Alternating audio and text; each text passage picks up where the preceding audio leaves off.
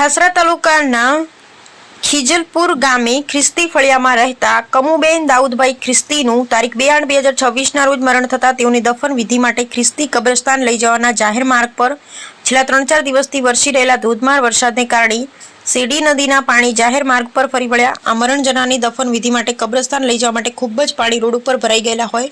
દફન વિધિ કરવાની હોય કેડસમા પાણીની અંદર ચાલીને ખીજલપુરના મંડળીના પ્રમુખ પ્રશાંતભાઈ ખ્રિસ્તી, જુવાનો, મિત્રો, વડીલો તથા બહારથી પધારેલા મહેમાનો, સગા સંબંધીઓ અને ખીજલપુરના પાળક સાહેબ દ્વારા ખૂબ જહેમત ઉઠાવી કાળજીપૂર્વક વરસાદના ભરાઈ ગયેલા પાણીની અંદર ચાલી કબ્રસ્તાન સુધી લઈ જઈ દફન વિધિ કરવામાં આવી હતી।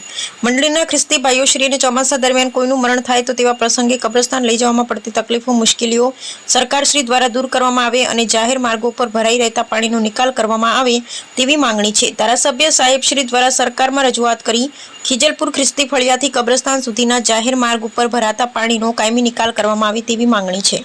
કમુબેન દાઉદભાઈ ખ્રિસ્તી ખીજલપુર ગામના વતની, તેઓ સવારે પ્રભુમાં ઊંઘી ગયા અને તેમની દફન વિધિ ખીજલપુર ગામે કરવામાં આવી। આવા સમય કમર સુધીના પાણીમાં ખીજલપુર મંડળીના જુવાનો ખભે લઈને દફન વિધિમાં લઈ ગયા।